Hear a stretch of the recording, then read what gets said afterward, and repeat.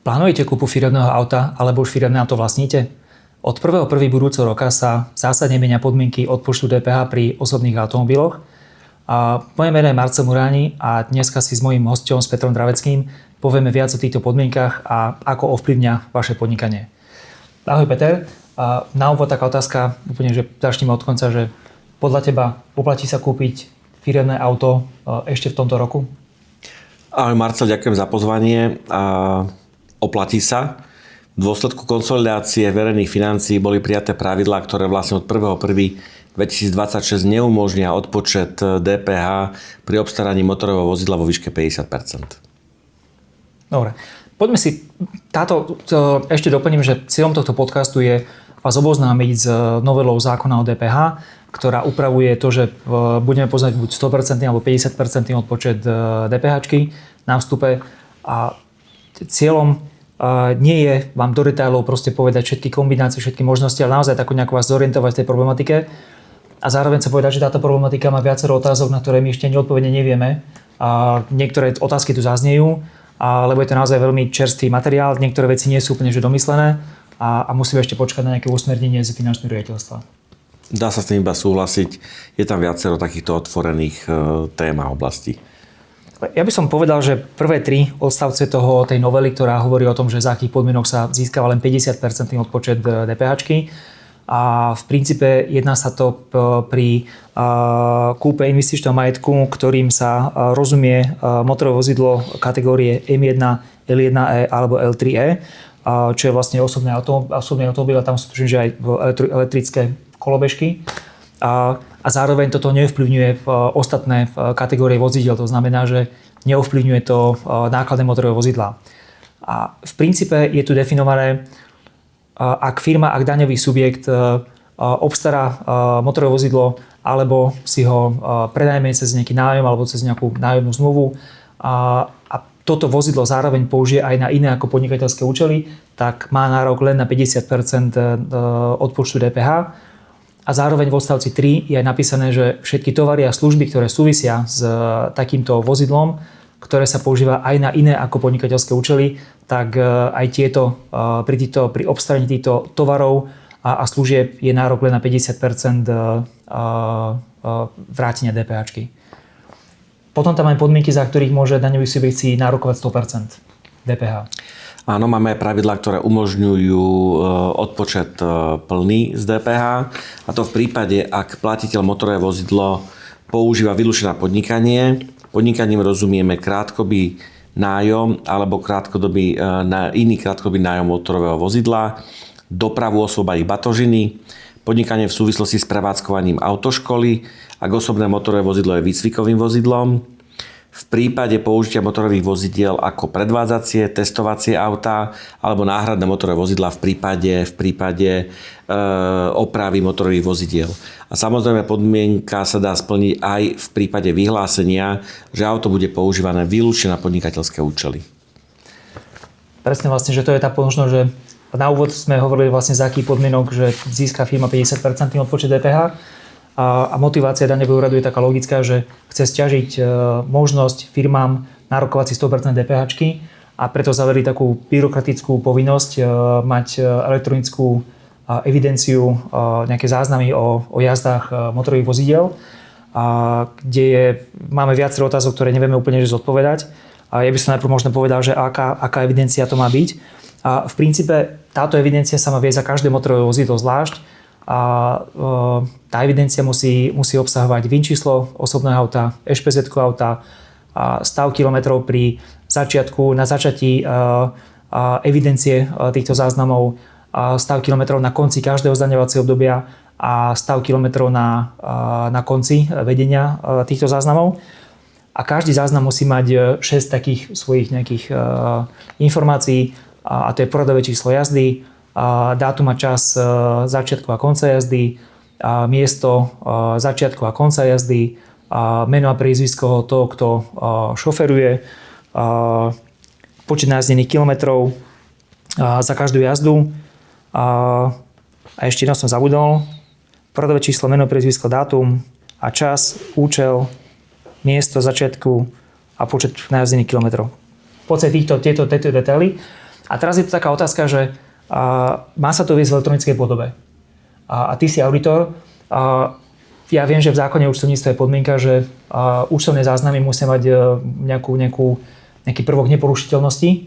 A za mňa napríklad, že elektronická evidencia v Exceli, to je evidencia, ktorú si viem hocikedy zeditovať, upraviť. A za mňa neviem, či to úplne spĺňa túto neporušiteľnosť. Jak sa na to pozeráš ty?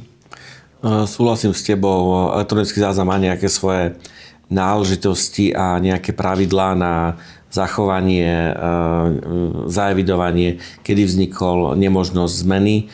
Ale podstatné je, že správca dane nás môže vyzvať, aby sme v nejakej určenej lehote sprístupnili tieto záznamy elektronickými prostriedkami. Takže je tam ešte viacero otázok a nejasností, ktoré pri týchto záznamoch sú. Napríklad aj to, kedy mám ten záznam vyhotoviť, kedy ho mám viesť, alebo či ho mám len doplniť správcovi dane, keď ma výzve. Ale toto sú práve tie praktické veci, ktoré pri tom vznikajú. Lebo za mňa taká praktická poznámka, že ja keď budem viesť tieto záznamy, tak ja nebudem mať asi vždycky notebook proste v aute, tak asi si to napíšem niekam na papier a potom ten papier si asi preskenujem, mám v elektronickej podobe, v PDF-ku a vlastne my teraz nevieme, že či toto bude dostatočné pre daňový úrad. A takže tam naozaj musíme ešte počkať na usmernenie z finančného riaditeľstva. Ďalej tam ešte taká podmienka, že evidencia nemá byť iba evidencia o záznam o používaní toho motorového vozidla, ale má tam byť ešte evidencia o všetkých tovaroch a službách, ktoré sa použijú v súvislosti s prevádzkou daného motorového vozidla. A je tam taká novinka, že všetky tieto služby, tovary, to znamená, že keď si kúpim lekárničku alebo dám si umyť auto, musím evidovať a musím to evidovať na konkrétne auto. Ja viem, že ty ako auditor nie si zastanca nejakých rozvíjania účtovnej osnovy a tvorby nejakých analytík. Jak by si ty odporúčal, že jak si má toto viesť podnikateľ? Áno, je povinnosť viesť aj záznamy o nakúpených tovaroch a službách v súvislosti s prevádzkou týchto motorových vozidiel, pričom detailná evidencia môže byť zabezpečená v rámci analytiky alebo potom v rámci nejakého nákladového strediska, nejakého nákladového účtovníctva.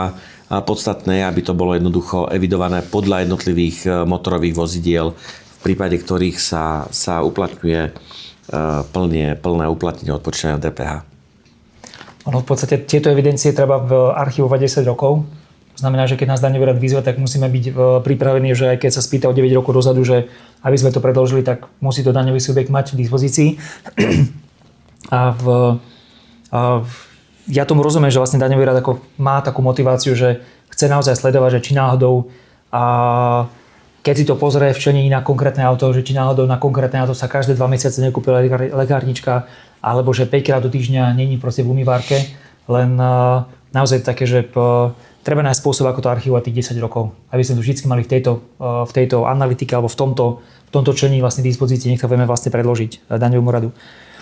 Je tam ešte taká v odstavci 9 sú podmienky, lebo daňový subjekt, ak bude chcieť 100% DPH si nárokovať, tak musí má povinnosť oznámiť to daňovému úradu. Keby si nám možno povedal, že tie podmienky, lebo je tam aj jedna taká špecifickosť, za ktorú sa to nemusí oznamovať. Je to tak, musíme rozlišovať motorové vozidlá nadobudnuté do 31.12.2025 a nadobudnuté po 1.1.26. V prípade motorových vozidiel z roku 2025 nemáme túto povinnosť hlásiť správcovi dane. Používanie motorového vozidla výlučne na podnikateľské účely. V prípade dlhodobých prenájmov motorových vozidiel povinnosť využívania výlučne na podnikateľské účely tu je. To znamená, v termíne na podanie prvého DPH priznania v roku 2026 bude mať povinnosť oznámiť ešpezetku auta, ktoré je v prenajme a používame výlučne na podnikanie. A táto povinnosť sa bude potom vzťahovať až na tie novo obstarané motorové vozidla v roku 2026. To znamená, to bude osobitný špeciálny formulár tlačivo na podanie vo vzťahu k finančnej správe. Čiže keby som to tak čiastočne zhrnul, tak v prípade, že daňový subjekt má tú možnosť kúpiť si auto ešte tento rok, aj kúpiť to tým spôsobom, že bude mať nárok na plný odpočet DPH, tak oplatí sa ísť do toho, pretože v DPH budem mi daňový úrad posudzovať podľa súčasných pravidiel a zároveň nemusím daňovému úradu oznamovať, že idem tým režimom 100% nárokovania si odpočtu DPH. Dá sa s tým iba súhlasiť, je to tak. Okay. Dobre. Ja by som ešte tak na záver, keď sme si prešli všetky tie vlastne odseky tejto novely, treba si uvedomiť, že podmienky používania osobných motorových vozidiel nie sú len v zákone DPH, ale do toho vstupuje aj zákon daní z príjmov z hľadiska právnických osôb, kde posudzujeme, čo je daňový náklad, čo nie je daňový náklad. Časť zákona daní z príjmov fyzických osôb, kde riešime to, že ako dodaniť používanie tých motorových vozidiel fyzickým osobám. Vstupuje do toho zákon o účtovníctve, postupy účtovania, vstupuje do toho aj zákon o cestovných náhradách. A nemám priestor úplne všetky kombinácie, ktoré vznikajú, vám tu vlastne vysvetliť, ale Peter si pripravil také dva príklady, kde aspoň ten princíp nejako vysvetlíme. Prvý príklad sa týka obstarania motorového vozidla v roku 26. Keby si to vysvetlil? Áno, mám taký jednoduchý príklad na obstaranie motorového vozidla v roku 2026, kedy je vstupná obstarávacia cena 20 000, DPH z toho je 4600. To znamená, základné pravidlo, som povinný krátiť odpočet DPH vo výške 50% z obstarávacej ceny. To znamená, 2300 eur bude bez nároku na odpočet a 2300 eur bude môcť uplatniť ako odpočítanie DPH. V zmysle novely zákona o daniach z príjmu sa táto DPH, na ktorú nie je nárok na odpočítanie, neuznáva za daňový výdavok. To znamená, že z hľadiska zákona o daniach z príjmu budeme mať, poviem, dve obstarávacie ceny. Jednu tú daňovú, bez neuplatnenej odpočítanej DPH, to znamená 20 000 eur. A v zmysle postupov účtovania, ktoré hovoria, že súčasťou obstarávacej ceny je aj DPH, na ktorú nie je nárok na odpočítanie, tak budeme mať účtovnú obstarávaciu cenu 22 300 eur. To znamená, bude rozdiel tej odpisovej základne pre účtovné a daňové odpisy. Fajn, ešte máme druhý príklad, ktorý vlastne povie o tej prevádzke toho motorového vozidla a ktorý sme trošku skomplikovali. Máme takú situáciu, že osobné motorové vozidlo používa zamestnanec aj na súkromné účely v rozsahu 30% a 70% sú firemné, vlastne podnikateľské účely. Ale daňový subjekt v tomto príklade nechce sa mu viesť detailnú evidenciu, to znamená ide v režimom 80/20. Takže ako sa v tomto prípade bude toto celé daňovo posudzovať a účtovať? Ak si teda zoberieme nejaký jednoduchý príklad, že sme v mesiaci nakúpili pohonné hmoty za 1230 eur, tak pôjdeme cez základné pravidlo, čo sa týka spotreby pohonných hmot a 80% z týchto nákladov bude daňovo uznaných, 800 eur, 20% pôjdeme do daňovo neuznaných. Čo sa týka DPH, uplatíme základné pravidlo, teda paušálny nárok na odpočet vo výške 50%, to je 115 eur a neuplatniteľná DPH bude vo výške 115 eur. Následne, ak teda prefakturujeme pohonné hmoty na toho zamestnanca, celkovej výške 30%, teda 369 eur, tak 80% z tejto sumy bude nám korigovať daňovo uznané výdavky a 20% daňovo neuznané výdavky. To znamená, celkovo budeme mať v daňových nákladoch 560 eur a daňovo neuznaných nákladov vo výške 440 eur. S tým, že korekcia bude aj v tej DPH daňovo neuznanej 69 eur. Na záver sa vrátim k tej otázke, čo sme si položili úplne na úvod, že či sa oplatí auto kúpiť ešte tento rok alebo nie. Jednoznačne oplatí sa to kúpiť ešte tento rok, pretože pri nároku na odpočet DPH ideme podľa súčasných pravidiel a zároveň ak si to kúpime takže máme to rovno v podstate v majetku, tak vlastne nemusíme oznamovať daňovému úradu, že budúci rok postupujeme v režime 100%, v tom 100% režime. Peter, teba sa chcem ešte spýtať, že keby si povedal, že prakticky, že čo to bude znamenať pre daňové subjekty v budúcom roku? Ak teda pôjdeme do toho, že budeme uplatňovať plný odpočet, tak jednoznačne zvýšenú administratívu a dodatočnú evidenciu. V prípade, ak pôjdeme do krátenia a odpočítania DPH, tak znovu dodatočné prepočty a korekcie a z hľadiska majiteľov teda zvýšené daňové náklady, teda zvýšené náklady, ani nie daňové a zvýšenú administratívu. Ja na záver ešte poviem, že každá situácia je individuálna. Ak plánujete vo svojej firme kúpiť motorové vozidlo alebo už motorové vozidlo máte a potrebujete pomôcť nastavením finančných procesov tak, aby ste si maximalizovali DPH, ktorú vám štát vie vrátiť a maximalizovali daňové výdavky, ktoré sa uznávajú podľa zákona daní z príjmov, radi vám v tomto pomôžeme. Peter, chcem ti poďakovať za to, že si prijal naše pozvanie, za tvoje postrehy auditora. Ďakujem za pozvanie a v budúcnosti možno pri ďalšom podcaste dovidenia. Ďakujem. Tešíme sa na ďalšie podcasty.